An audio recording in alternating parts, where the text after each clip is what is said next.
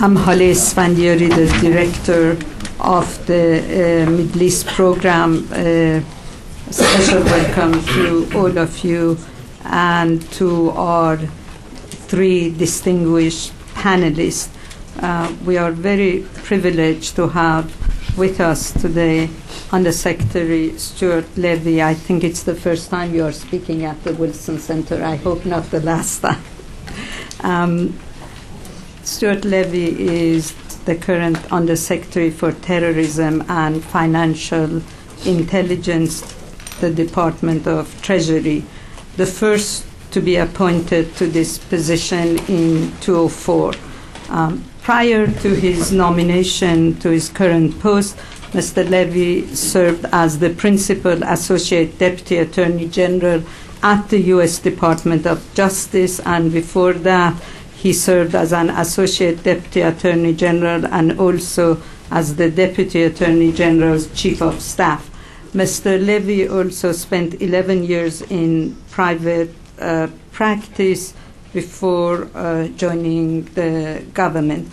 He also clerked for Judge Lawrence Silberman on the U.S. Court of Appeals for D.C. Circuit from 1989 through 1990.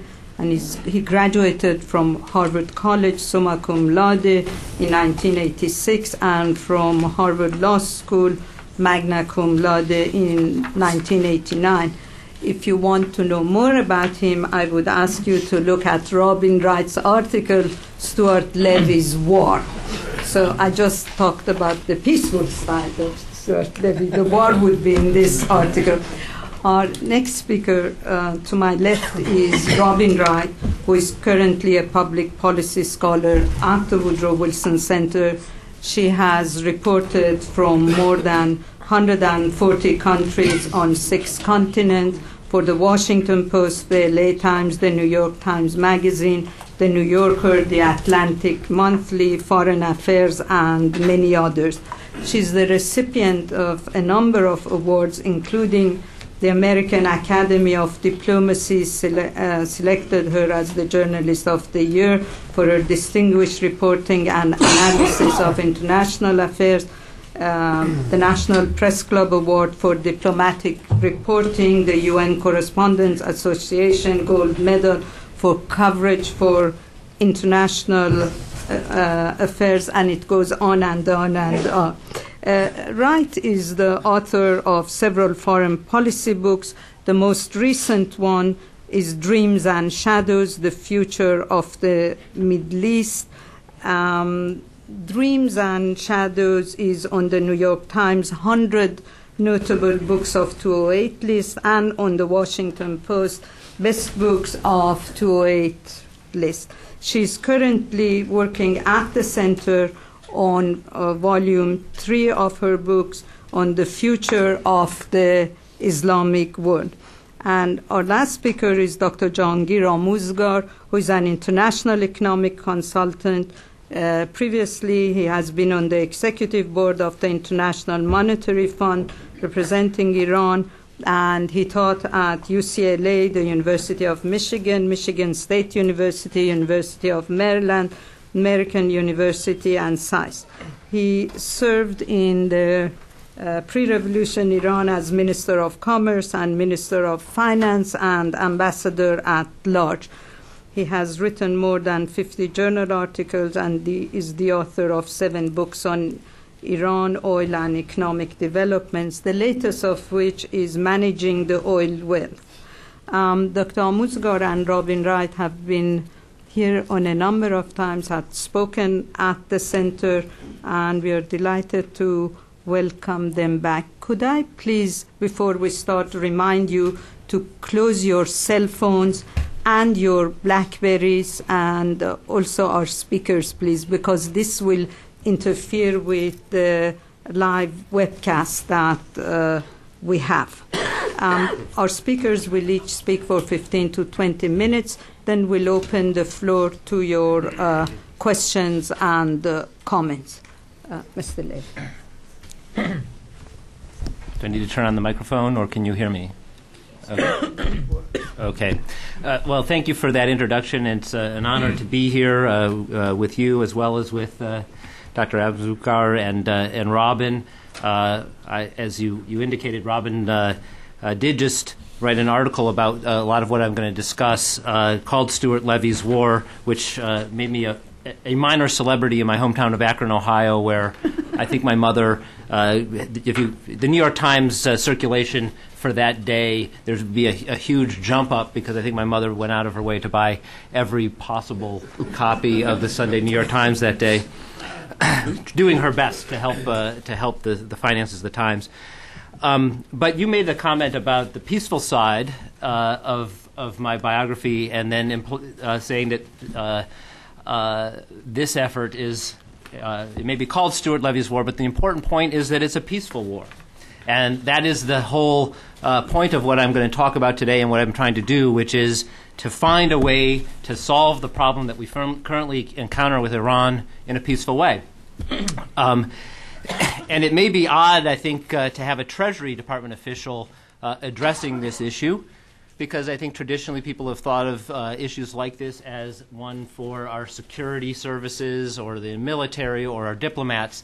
But one of the things that we have done in our government after 9/11 as we've sort of reoriented ourselves is we've also reoriented the Treasury Department, because we've realized that a number of the threats that we face, whether it's narcotics traffickers or terrorist organizations or rogue states that are trying to conduct illicit activities, they need access to the global financial system, and there's a financial network that they try to access that gives us an opportunity to target that and perhaps exploit a vulnerability.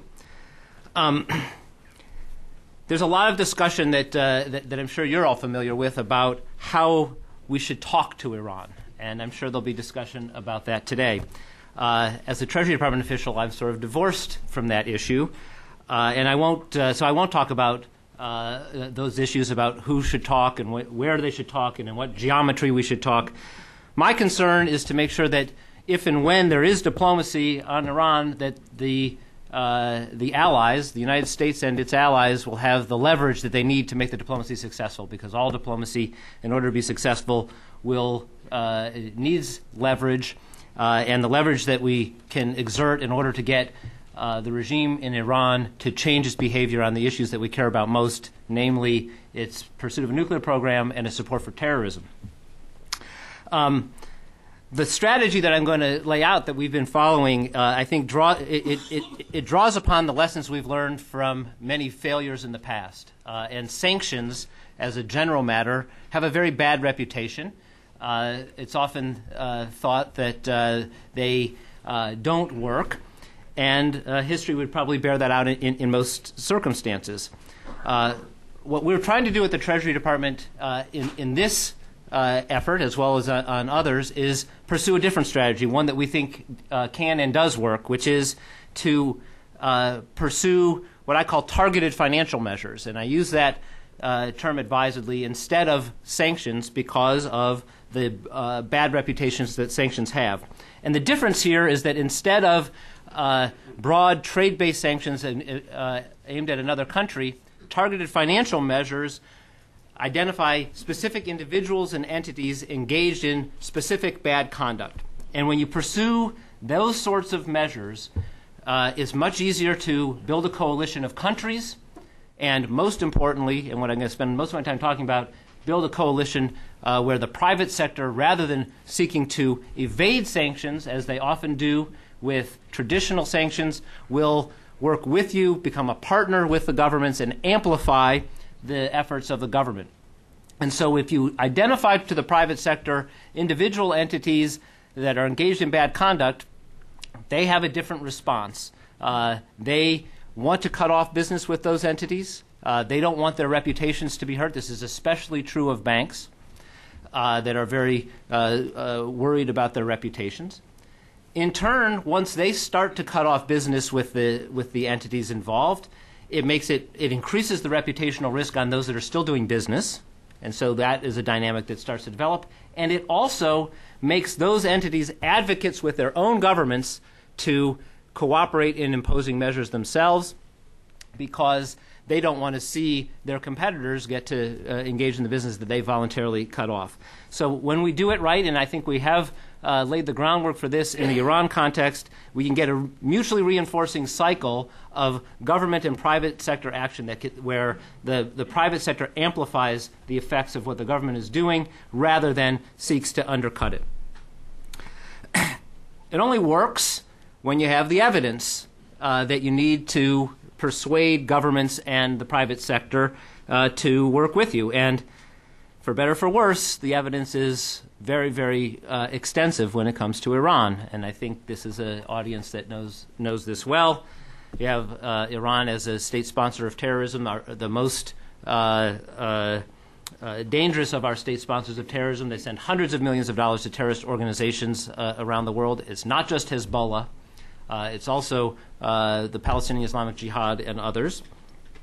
And I won't go into detail because everyone, I think, is quite aware of Iran's nuclear program in the face of the multiple UN Security Council resolutions which it defies.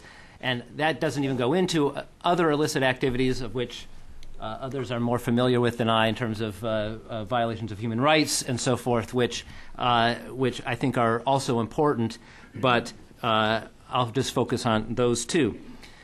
When it comes to those two lines of activity, its nuclear program and its support for terrorism, Iran does abuse the international financial system in order to pursue it. They do it in several ways. First, they use their state-owned banks. They use a number of their state-owned banks, as I'll go give you a little bit of detail in a minute.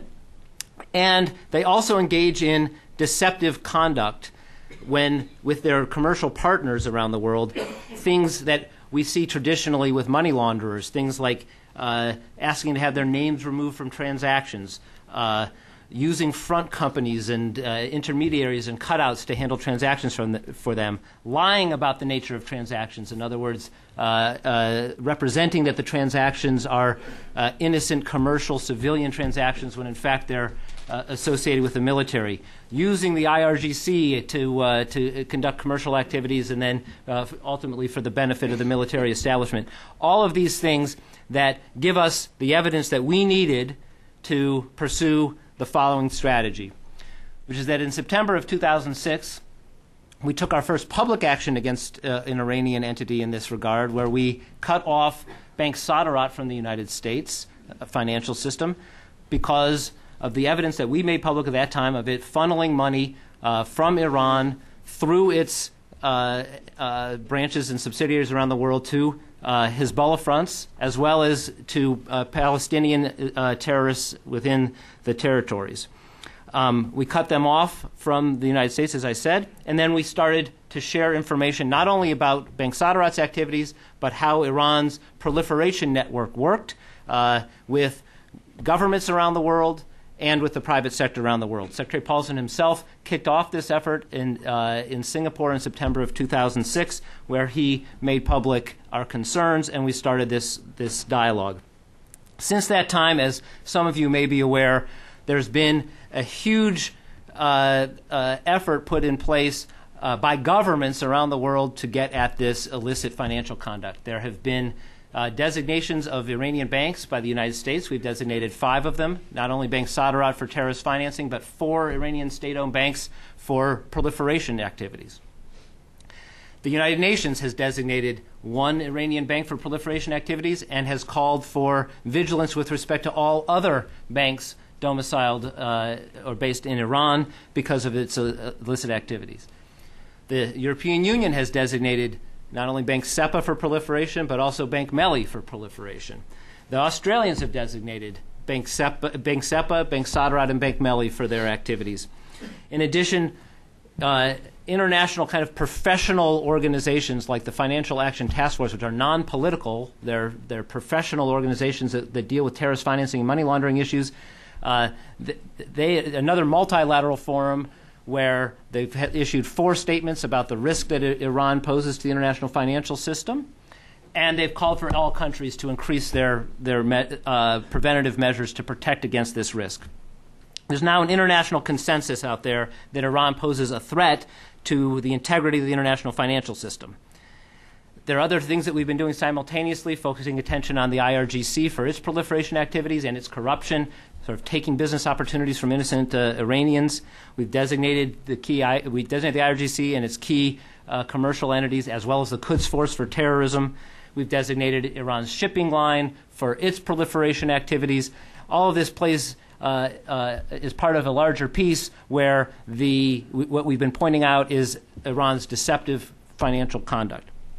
The key difference, though, is not what I've just said. It's the way the private sector has reacted to all this. Because in addition to all the outreach we've done to governments, we've done an unprecedented amount of outreach to the private sector around the world.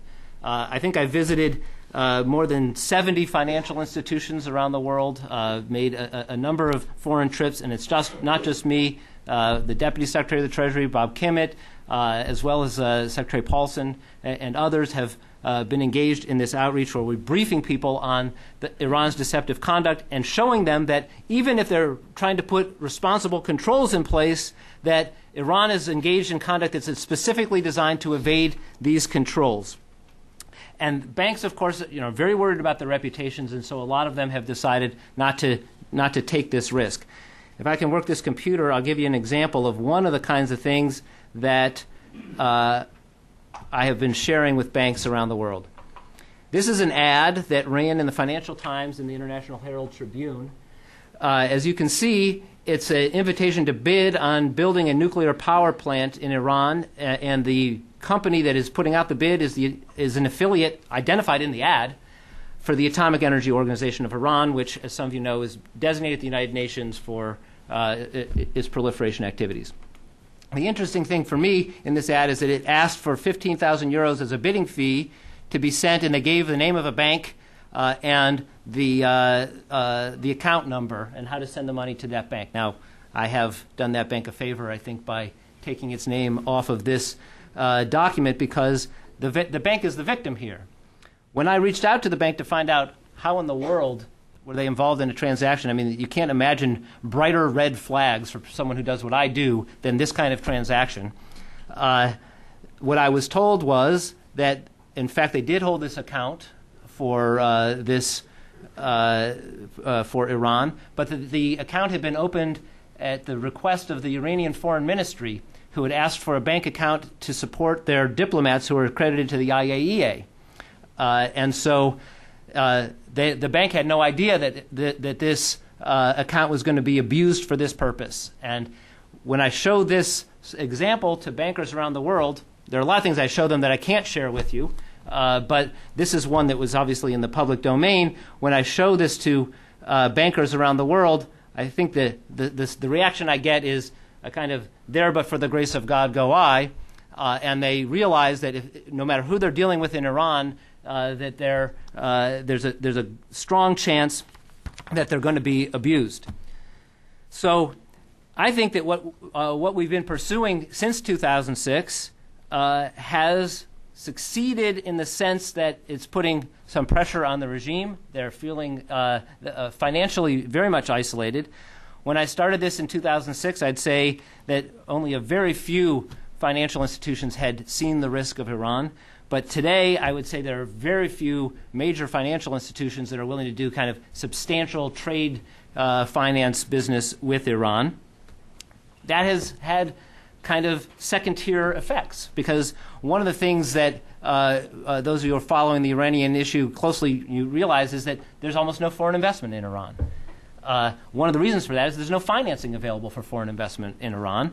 And also those who are thinking about investing, the companies themselves are feeling the same reputational risk for doing so that the banks do. And the impact of all of this, who's feeling it in Iran? And I have a feeling that my panelists, my co-panelists are going to address this issue probably in more detail than I. But I look at it this way.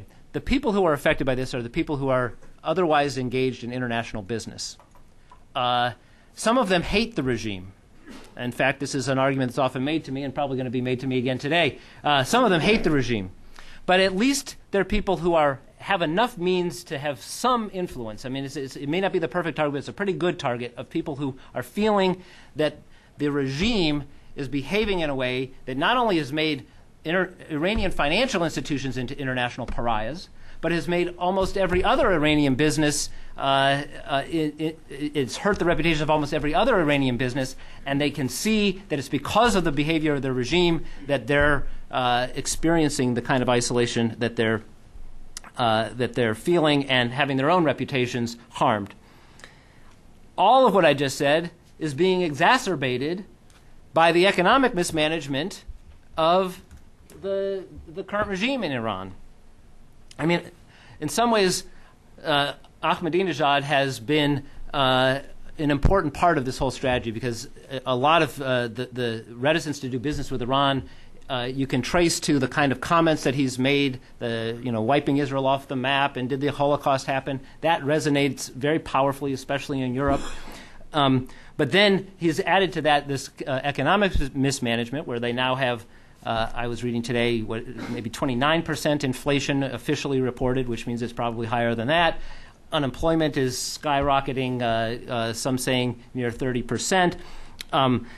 His reaction to this has been to order the central bank to cut interest rates below the inflation rate, which is just adds fuel to the fire, kind of an act of economic malpractice. And it's starting to get, starting to generate the kind of debate in Iran that we've been hoping for, where people are not just criticizing his economic policies, but I'm sure you all, or many of you, saw this open letter written to him by 60 economists, which were talking about criticizing his misguided trade policy and the policy of tension with the rest of the world. Well, I take that, and that was my translation, or a translation done for me, but I take that to be complaining about just the kinds of things that I'm talking about. Add on to that $46 oil, which I don't think they ever expected to happen at this time in Iran, and there's an immense amount of tension there about what is the future with this current regime and their current policies. So, what does that mean? And what recommendations do we have for going forward? I would say that I look at this whole thing, and I'm optimistic that that the right leverage can be created for diplomacy to succeed. As Secretary Paulson told Robin and she quoted in his article, this is not meant to be the one knockout punch, but this kind of financial pressure is intended to create leverage that our diplomats can use in order to achieve the right result, because diplomacy without leverage is very difficult to succeed at, even when you have your A-team of diplomats on this, as we currently do in the United States. I joke that handoff from Nick Burns to Bill Burns, even though they're not related, I view them as kind of the Peyton and Eli Manning of our foreign service. We have great quarterbacks of our current diplomacy with Iran, but they need leverage to succeed. The big problem, of course, is that time is not on our side. We're going through a transition, as everyone knows, in the United States. I'd hate to see time lost in that process, but I would say the next 6 to 8 months are absolutely critical as we see Iran moving forward. I do think we're on the right path, but I would say we need to accelerate what we're doing to put more pressure in this way in conjunction with whatever diplomatic strategy is being pursued. And with that, I'll stop. Thank you very much. Thank you, Robin. Thanks very much. I thought I'd step back for a second and take a look at the Bush administration strategy and where we stand, because I think that very little has worked under this administration. It has tried, its policy has gyrated. In the early days after 9/11, we actually worked very closely with Iran on the issue of Afghanistan, and it was in some ways the most effective diplomatic collaboration since the revolution in coming up with a government to replace the Taliban. But then the Bush administration turned around, and in his inaugural address, the president talked about Iran as one of the three axes of evil, and relations have soured ever since, and has undermined the effort over the past 2 years by the administration to work with the world's 6 major powers to get Iran to suspend its uranium enrichment. That effort is now totally deadlocked. The administration has also passed or requested one support for a $400 million intelligence program that was started last year, and it's stunning in the scope, $400 million for Iran in its last year. This is, a lot of money, and I am told by senior officials that they've actually had trouble figuring out what to do with a lot of it. And I think that one real tragedy in our Iran policy is that the administration never looked at what was happening or the repercussions of our interventions in both Iraq and Afghanistan, and that Iran might come out the big winner. And today the Bush administration ends with Iran as the superpower in the region.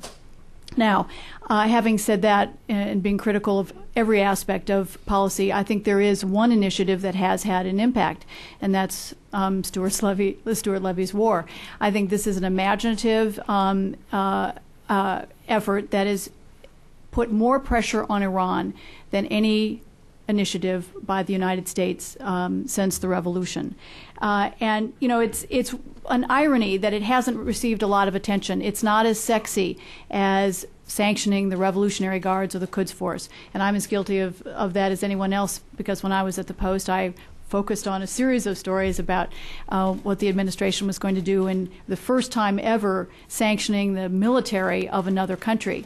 But banking is, until our own banking crisis began, kind of a I hate to say it, Stuart, boring subject or tedious subject. It's hard to understand. And as Stuart will tell you, I spent, in a series of interviews over 3 months trying to understand what is a very complicated initiative. And he hasn't talked about some of the more interesting parts, which maybe I can press him to do when I'm finished. But I think one of the things that's interesting and has been so effective is that it's not just a U.S. initiative now. Over the past 2 years, it has been both internationalized and institutionalized. It's institutionalized in the 4 UN resolutions, but also in the actions that we've managed to get the major international financial agencies to undertake. There's something called the Financial Action Task Force, which is based in Paris and includes the 32 largest economies and 2 regional groups. And they have now issued 2 warnings to Iran and to the world's financial institutions about the dangers of doing business with Iran. And it's not just a warning that someone can read and toss aside. This is actually important because Iran can't account for where a lot of its money comes from. And with the new international terrorism financing laws, they have to. And so businesses, banks can't do business with them if they can't figure out where the money actually originates, not just from one bank, but where it goes back and back and back and back. Also, the Organization for Economic Cooperation and Development, which includes the world's 30 richest nations, has also twice acted over the past 2 years under pressure from the United States and the Europeans to lower Iran's credit risk. So on a 7-point scale, it's dropped from a 4 to a 7, which puts it on the level of countries like Gabon and Swaziland in Africa. And this has made it a country that no bank wants to look at seriously in terms of engaging in financial transactions. So it's been very effective on that front. Now, as Stuart pointed out, I think he's had some real assistance. Timing has been everything. And timing, he says timing is working against him. I think timing is actually working for the initiative for 3 reasons.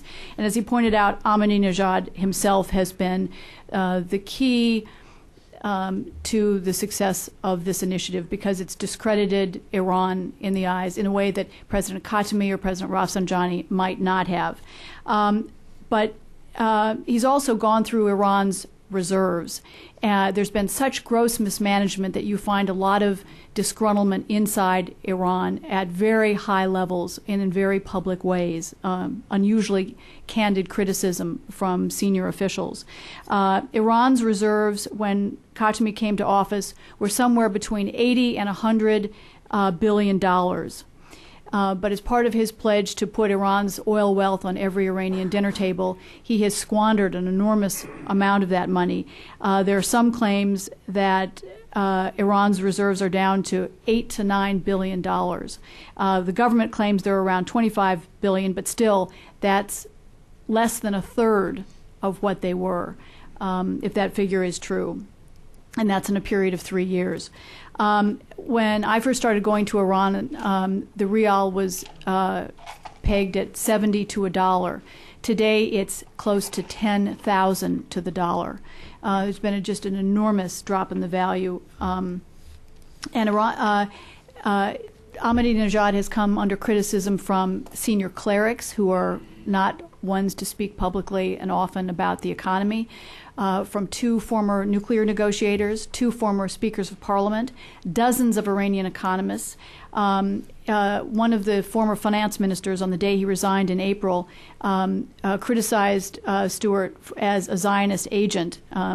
It was very critical of U.S. efforts to pressure Iran. But he then turned around and criticized his own government and said that it was responsible for fiscal inexperience, running from reality, and having no plan for the future. Ahmadinejad shot back and said that what Iran really needed to deal with its economic crisis was a culture of martyrdom. But in the last 2 years, he's also, because of differences inside the regime, fired 6 cabinet officials who have economic portfolios and 2 governors of the central bank. He's taken other public actions, banning temporarily 2 newspapers for their criticism of the government's economic program. And it's something that's it's a very dangerous subject to speak about in Iran these days. As Stuart pointed out, the oil prices haven't helped. I read an interesting piece in Reuters last month that said Iran's oil revenues since Ahmadinejad was elected in 2005 account for 1/3 of the country's entire oil income since the 1979 revolution. That's just a staggering figure. And Iran depends on that oil revenue for 80% of its revenues. But they're now, because of the plummeting price of oil and economic mismanagement, the IMF warned in August, and this was before the world economic crisis, that Iran faced very serious deficits that would be unsustainable for a country that was isolated economically. And then you throw in the world economic crisis and the general banking crisis. And as I hate to repeat some of the things Stuart said, but 60 economists in a letter to the regime blamed Ahmadinejad for extremist ideology on the economy and warned that there would be very heavy costs that the country could not absorb if it continued on its current path. And so in that environment, you plug in what Treasury has done, and it really compounds the damage. So in many ways, timing is actually on the side of the United States for the first time because of the multiple pressure. Now, I'm normally a skeptic about U.S. government programs and claims, and so that's why I spent 3 months actually talking to a wide range of bankers, and discovered that that there are over 80 financial institutions around the world. I think the figure is now over 90 that have cut off business with Iran or curtailed business with Iran. Some of them have stopped only with new financing. They are finishing their old deals. Most of them are continuing, or many of them, not most of them, are continuing with the kind of trade that is exempt from sanctions, whether it's humanitarian goods, educational material, medical supplies, and that kind of thing. And in fact, one of the ironies is that I think U.S. trade with Iran has actually multiplied several times during the Bush administration, but most of it is for goods that are exempt from sanctions. But I talked to a wide range of bankers who don't want to go on the record because they're hoping that down the road they will be able to do business with Iran. They don't want to jeopardize relationships, to criticize or to announce publicly what they're doing for fear that the Iranians will then cut them off forever. But they were all quite candid about not wanting to do business because not necessarily of in some cases what Treasury was, as they felt, strong-arming them to do, but in some cases because Iran just has become a dangerous business, because they can't account for where money involved in transactions comes from, and because of the danger that they will be cut off from trade that they had counted on to keep their banks alive. I talked to one of my colleagues in Iran who went to his bank manager, a bank not sanctioned by the United States, and it had stopped doing business with other Iranian banks for fear that it would be sanctioned down the road, kind of collateral damage, as they say. And I think you can sense the damage that is being done inside Iran. There are ordinary businesses that are being very hard hit that have nothing to do with weapons of mass destruction or terrorism. They're simply trying to do business, whether it's selling carpets or buying raw materials to develop industries at home. Companies and the bazaris are increasingly forced to pay for imports in cash or in advance because they can't rely on revolving lines of credit. They're losing major clients. Exporters in Iran are because of the inability to receive payment for goods. It's not just money outgoing, it's money incoming. And decisions by European businesses who find how hard it is to do business through banks, and they've just decided it's easier not to do business with Iran. Now, there are some smaller boutique banks that have picked up business dropped by the major international banks in Austria, Poland, Croatia, Pakistan, and other parts of Asia, most of whom do not have dealings with U.S. financial institutions and therefore don't feel vulnerable to losing business with the United States. But they do it at a hefty cost.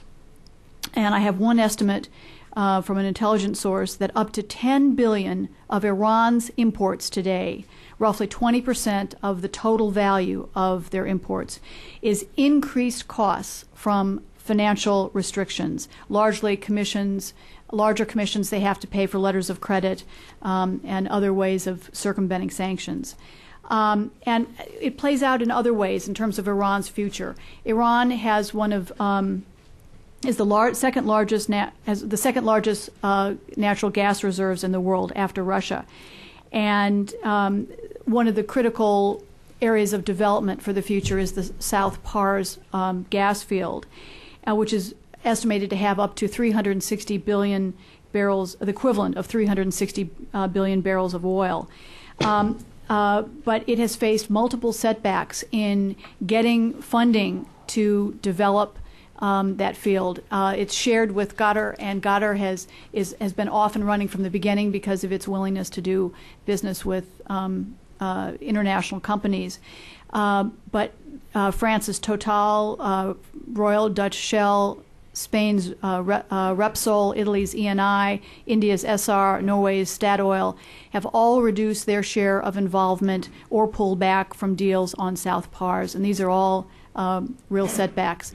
The one irony is that Switzerland, the country that represents U.S. diplomatic interests in Iran, signed a 25-year deal in May to purchase natural gas worth $42 billion. But by and large, I think that this has had an enormous impact.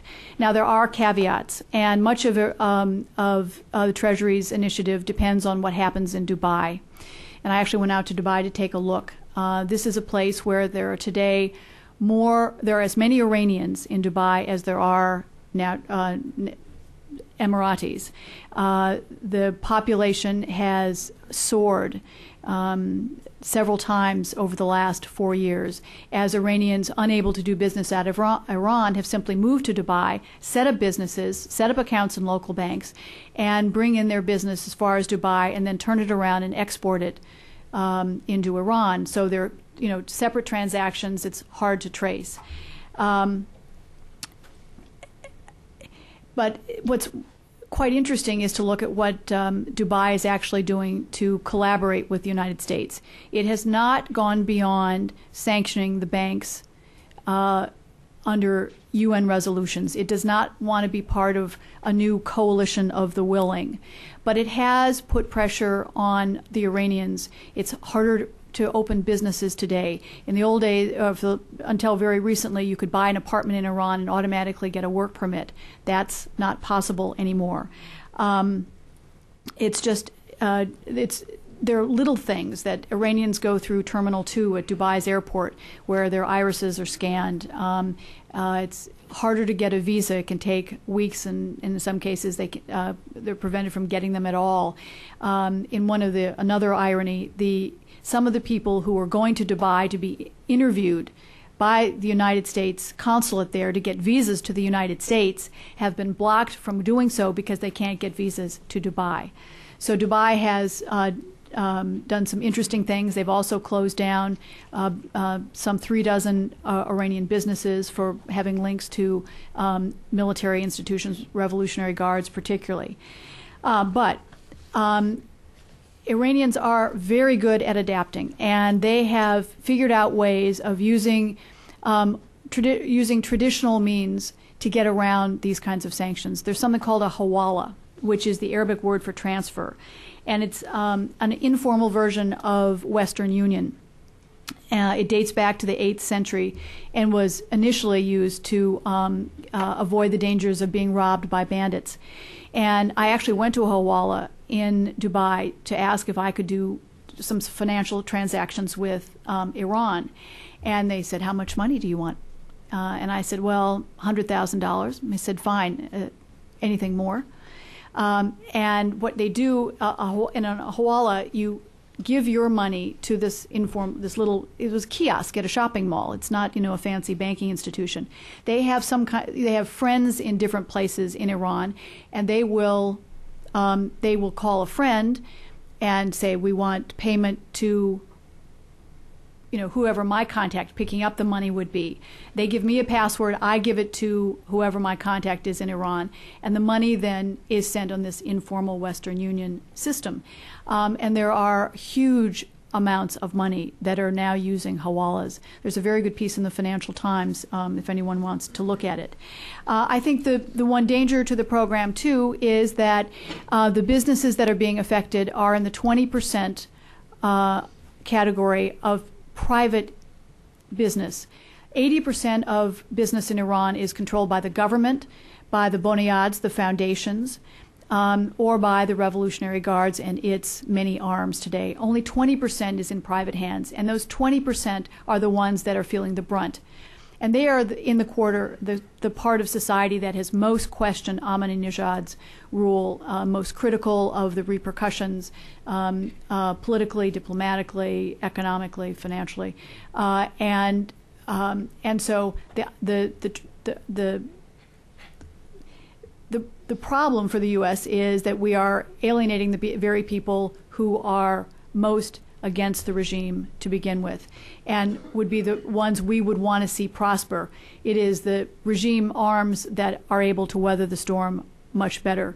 And so I think that's going to hurt. But I do suspect, and I'll close with this, that of all the initiatives that the Bush administration has started over the last 8 years, this is the only one that is likely to survive. It is now so deeply entrenched in the international financial system that it's not a matter of simply getting a country off a terrorism list, which is a complicated process by itself. This would be unraveling a lot of mechanisms that have been set in place. Iran would have to change its banking system in many ways, be far more accountable and transparent in order to get these provisions lifted. So I suspect the new administration will use this as the stick to any diplomatic carrot it may decide to offer. Thank you. Jahangir, please. Thank you, Dr. Esfandiari, for the generous introductions. I'm really privileged to be in the company of these two speakers who may know more about Iran than I do.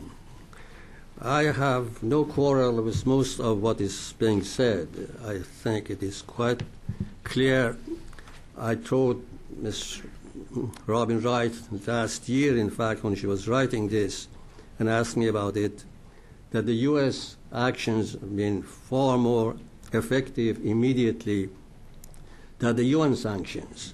And therefore, I agree with what the Secretary said and what she said, that foreign business transactions in Iran have been severely complicated as a result of these efforts.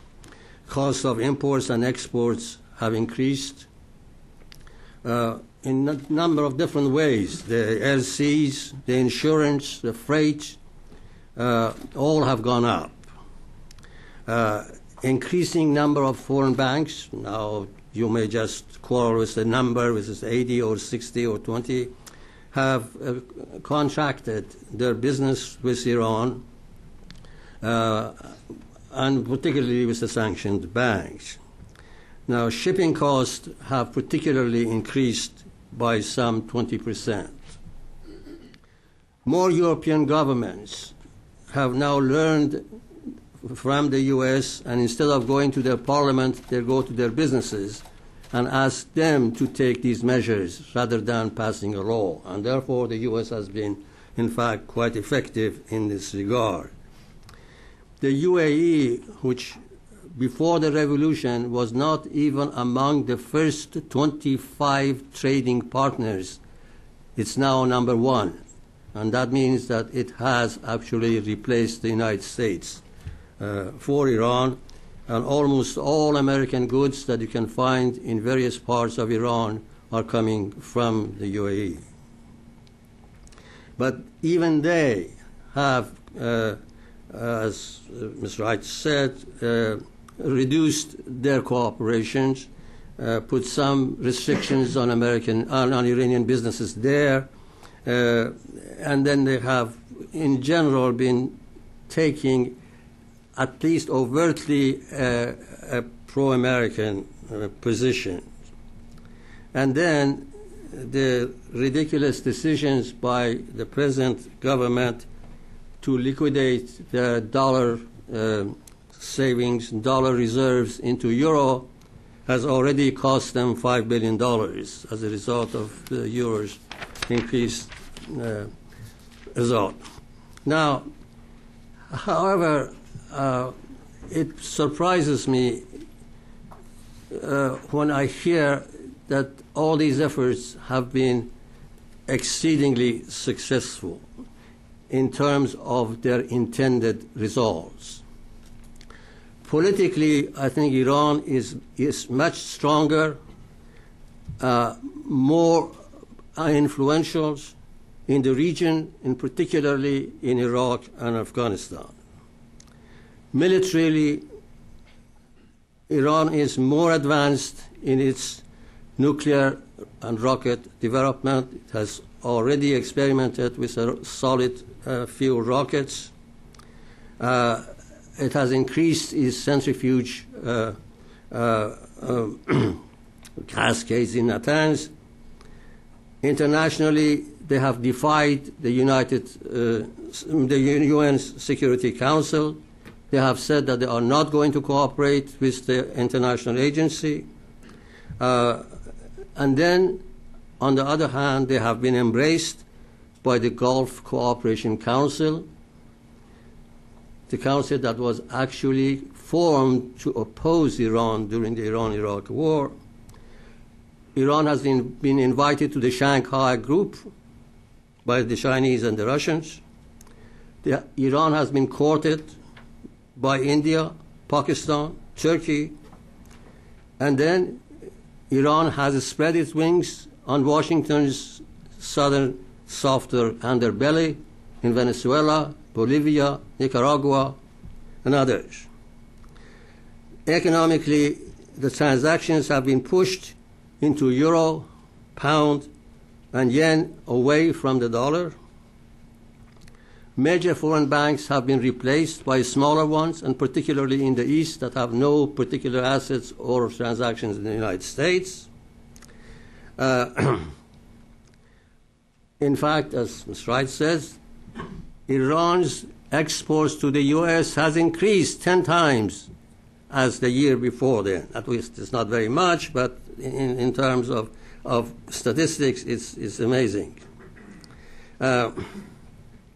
Now, and then Iran has been able to import more than $60 billion last year. Now, if these things were effective, if the banks were really restricting these things, how could Iran import that much? And if they had the money this year, if the price of oil has not dropped so much, they could import $70 billion this year.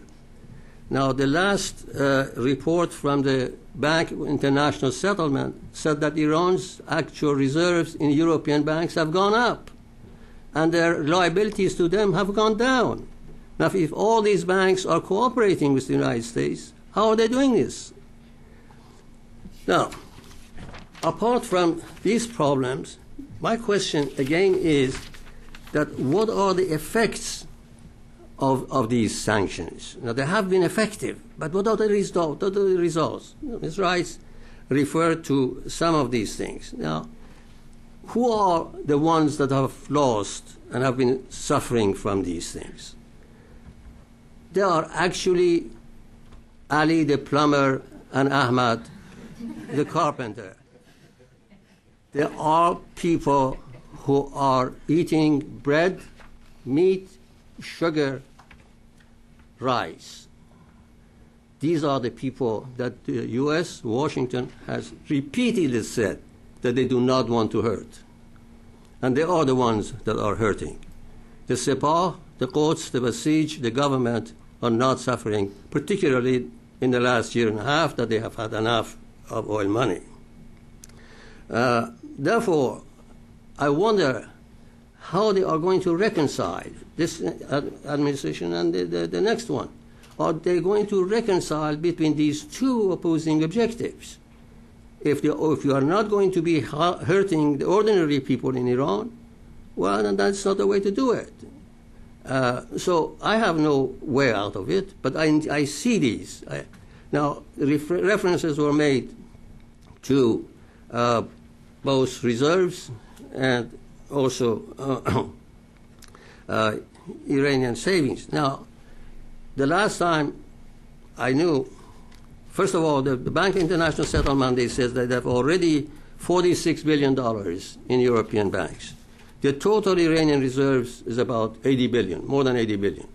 So Ahmadinejad, when he says that we can live with oil price at $5, this is exaggerated. He doesn't know what he's talking about, but they can last. They can last for at least a year or even more.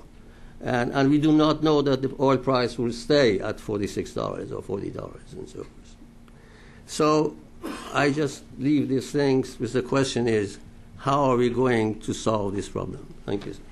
Thank you very much. We're going to open the floor to question and comment. David, please. I had a comment about... could you just wait for the mic? I think there's a...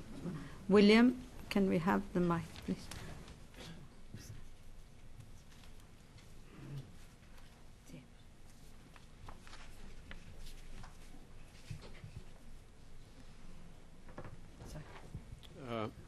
Is this on? Yeah.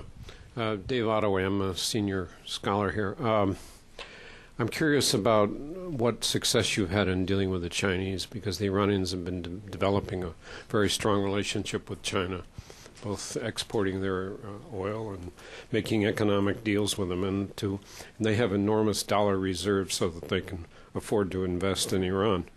What kind of success? How do you deal with China, and are you getting any response from them when you talk to them about tightening credit and on Iran?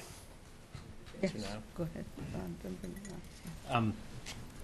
Actually, China is an example of something that I think is really interesting in this process, which is that sometimes we get more cooperation on the types of things that I'm talking about than we do in the traditional political sphere, where I think it's fair to say that while China has cooperated with us and we've had these Security Council resolutions, they've been somewhat less enthusiastic about increasing the pressure politically than we have. But when it comes to their financial institutions, especially their major financial institutions, which want to do business globally, we've had a great deal of cooperation with them on this line of activity. And so I think it's sort of I always look at China as an interesting example of how sometimes we can form a coalition in this way that involves strange bedfellows in a way, because they have been cooperating with us and have seen the same risks in terms of doing business with Iran, and a lot of their major financial institutions have stopped doing the business or cut back dramatically. I think they also saw very closely an example of this sort of activity when we were taking action against North Korean illicit activity in the financial system, and the Chinese had a very sort of front row seat to how that worked out, and I think that made them especially keen to work with us on this. But I think also the privatization of Chinese banks has played a role, because then they have to meet international standards. Jahangir, Michael.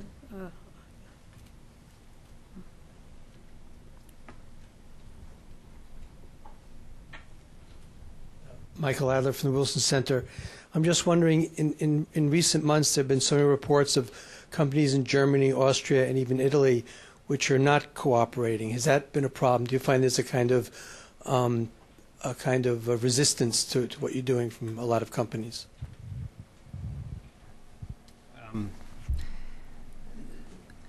You know, I think this is an issue where it's an ongoing process. I think one thing we have seen in many countries, it's not just the ones you mentioned, companies that think that are interested in doing business that is not forbidden by sanctions, and then they want to figure out a way to do it. Sometimes they can't find the financial institution to work with them on the transactions, so the transactions don't occur. And as I think my other panels have pointed out, sometimes their own governments are trying to urge them not to do the business. So it's an ongoing process. I wouldn't say they're not cooperative. It's just that we have to continue to work on it. My main response would be sort of similar to, I think, all the valid points that my co-panelists raised, which is, is what I've laid out perfect? Does it work perfectly? No. It's a question of what other ideas do you got, and how else are we going to approach this problem? And while I would say a lot, if I can use this opportunity to sort of make an initial response to some of, I think, the excellent points made by those who spoke after me, does it work perfectly? Do we hit exactly the right target? Does it, no. But I think the fact that you're seeing debate in Iran about whether this policy of rejecting the outside world is the best evidence, that is the dynamic that we have to be aiming for. And to the extent we're getting at that, we have to say that it's quote unquote working, and try to continue to proceed in a way that advances that debate. A question to follow up to what Mr. Levey said, but the debate on whether Iran should reject the outside world is the right policy has been going on for quite a while, and didn't stem from the banking sanctions. Jahangir, would you care to talk about that? Yeah, well, this is what my doubts are, whether the political effects of these sanctions are great or as great as we like. You saw Mr. Rafsanjani yesterday making one of his rare remarks, asking President-elect Obama to have a night course to find out what Iran is. Now, the degree of effrontery, of boldness that they have regarding these things, always makes me doubt as to what are the facts that you are doing. Because even he, who is supposed to be a moderate, now is insulting the president-elect. I mean, is this absolutely absurd for him? But he is taking this position because he knows this is a position that's popular in Iran.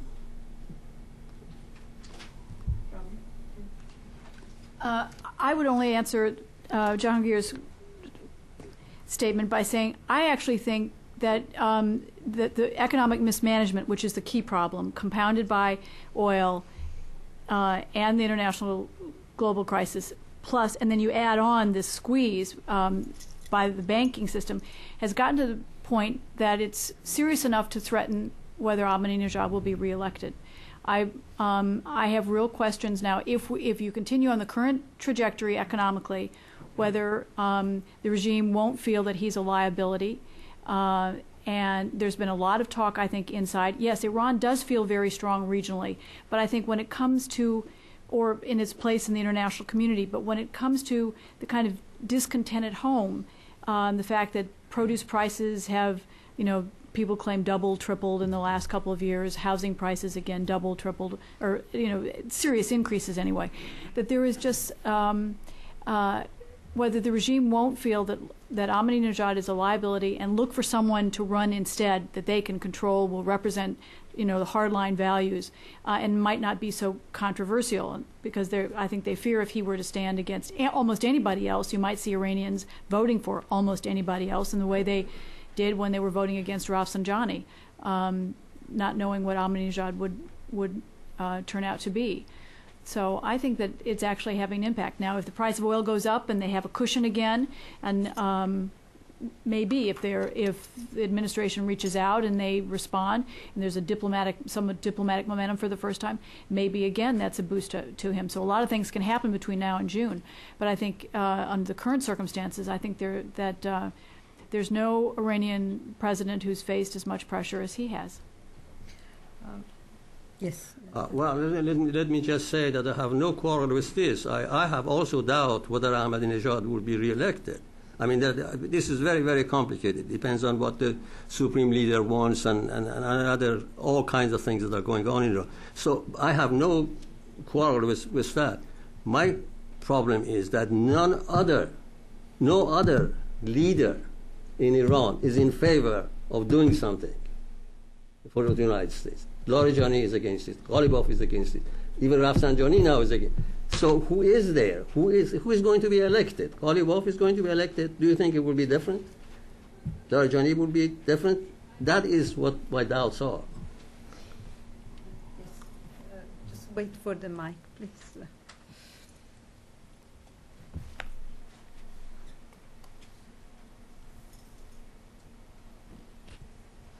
Hi, I'm Hossein Shahbazi from Website University. My question actually, I guess, pursues Mr. Amuzegar's challenge to your presentation, at least, That was not a challenge. No, I meant questions, I beg your pardon. Amuzegar is very precise, so I mean, when you refer what I'm interested is that, you also touch on something like you cited the ongoing debate inside Iran as a kind of evidence for the difficulties of the Iranians. Now, my question is that aren't we reading too much in those kind of debate, as Mrs. Esfandiari pointed out?